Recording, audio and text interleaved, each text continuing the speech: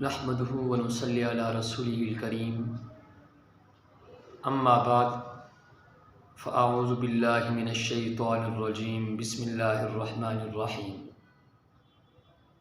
قال النبی صلی اللہ علیہ وسلم انما الاعمال بالنیات۔ سامعین محترم، آج ہمارا موضوع توہم پرستی کی وجوہات ہے۔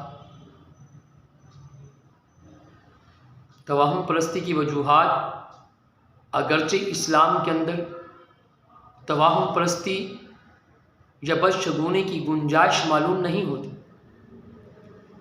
مگر اس کے باوجود مسلمانوں کی کثیر تعداد اس مرض کا شکار ہوتی نظر آتی ہے۔ مسلمانوں کے اندر توہم پرستی کی بہت سی وجوہات ہیں۔ ایک وجہ یہ ہے کہ مسلمانوں میں کم علمی اور دینی احکام سے ناواقفیت ہے، اور دوسری وجہ یہ بھی ہے کہ ایک لمبا زمانہ بر صغیر پاک و ہند میں مسلمان اور ہندوستان کا اور ہندو کا ایک ساتھ رہنا، ہندو میں ہر درجے کی توہم پرستی عام تھی۔ مثلاً جن میں سے نومولود بچے کو نظر بد سے بچانے کی خاطر اس کی پیشانی پر سرما یا کاجل وغیرہ کا نشان لگانا، شام کے وقت صفائی جھاڑو لگانے سے گریز کرنا کہ اس سے دولت کم ہوگی، مرد کی دائیں آنکھ اور عورت کی بائیں آنکھ حرکت کرنے کو اچھی خبر کی امید لگانا، چارپائی پر بیٹھے ہوئے ٹانگیں لٹکی ہونے کی حالت میں ہلانے سے دولت کا ہاتھ سے نکل جانا، اور ایک وجہ یہ بھی ہے پیاز یا چھری وغیرہ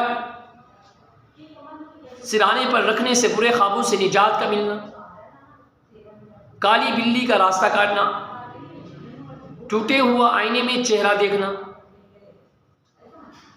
دودھ کا ابل کر باہر گر جانا، اس طریقے سے مغرب کے بعد گھر کی ساری بتیاں لائٹیں چلا دینا، ورنہ یہ کہ بدروحی کا آ جانے کا امکان ہو،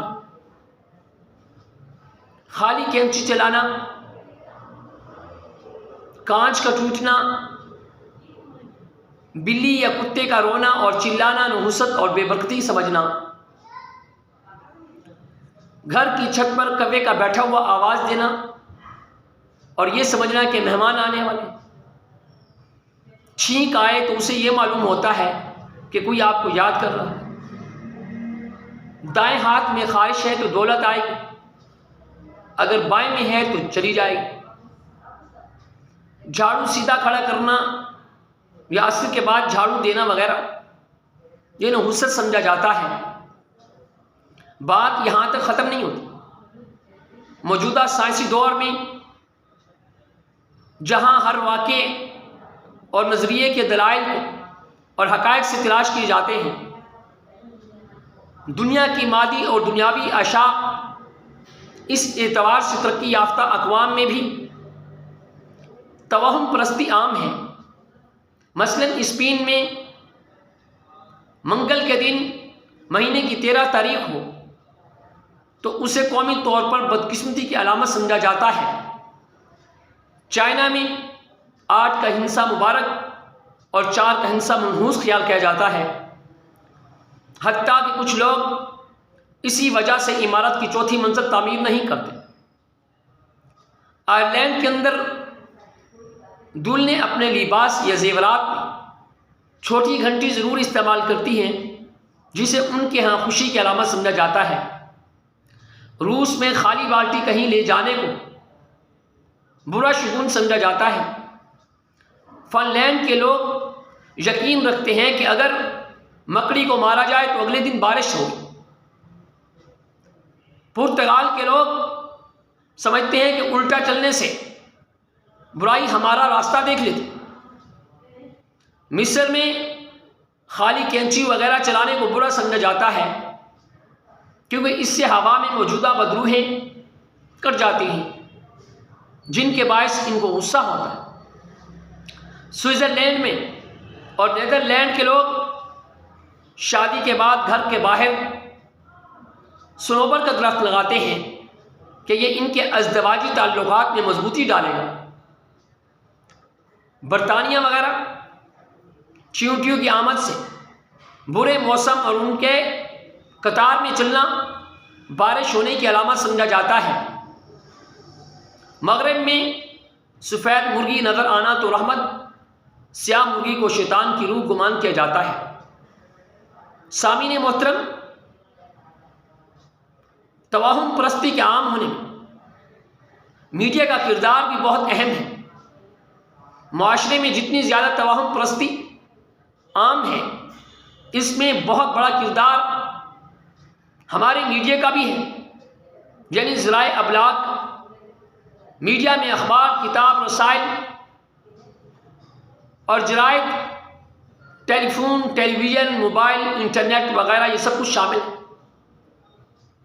میڈیا کے نشر کردہ بہت سے پروگرامز بچوں کے لیے ڈرامے، فلمیں اور کارٹونز، اسی طرح ڈراؤنی جن بھوتوں کی کہانیاں وغیرہ توہمات کو سچ ہوتے ہوئے دکھا کر ذہنوں میں ان برے خیالات کو، یہ یقین کو پختہ کرتی ہیں۔ اس جیسے دیگر رسائل، اخبارات اور میگزین وغیرہ میں یہ ایسا کچھ لوگ اپنے دن کی فال نکالتے کہ ہمارا دن کیسے گزرے گا، جسے ہمارے تعلیمی یافتہ طبقے بہت سے پرتیقن اور دلچسپی سے پڑھتے ہیں، اور ساتھ ساتھ اس کا بھی خیال رکھتے، اور ایسا کچھ نجومی کے پاس جانے کو اسلام جانے کی اجازت نہیں دیتا۔ تو اس جیسے برے عقائد، ان جیسے نظریات اور خیالات، ان کی بنیاد یونانی عقائد ہیں، جن کے بارے میں یہ سینکڑوں فلسفوں پر مبنی ہے، سینکڑوں خیالی فلسفوں پر مبنی ہے، جن کا اسلام سے کوئی تعلق نہیں۔ تو اللہ رب العزت ہم سب کو ان برے خیالات سے بچنے کی توفیق عطا فرمائے اور اپنی حفظ و امان میں رکھے۔ وما علینا الا البلاغ المبین۔